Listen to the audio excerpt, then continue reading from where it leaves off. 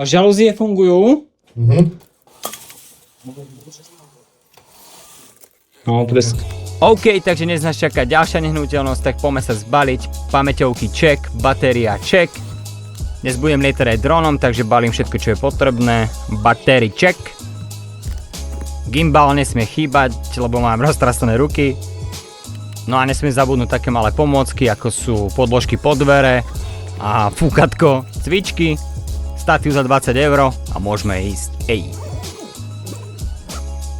Tak a dnes som si začal video, formát 4K, 100 frameov a 42210 bit, aby to bol poriadny obraz. Tu sa plížim ako assassin. Home staging, a.k.a. kurčak v umývadle, tak a poďme na interiér. A taká malá rada, nehýbem sa veľmi rýchlo, ale zase ani veľmi pomaly, pretože sa ti môžu ruky roztriasť. A niekedy dokonca si dám spátečku a cúvam. No a vždy používam CPL filter, aby som sa zbavil odleskov, tak ako na tejto doske. A áno, viem, mám zacapkaný displej. Poďme na fotky, fotíme na 3 razy. Raz, 2, 3. Raz, 2, 3. Raz, 2,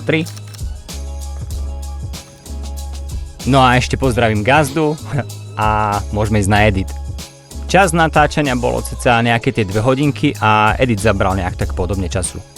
A áno, video je zrýchlené, nie som až takýto frajer.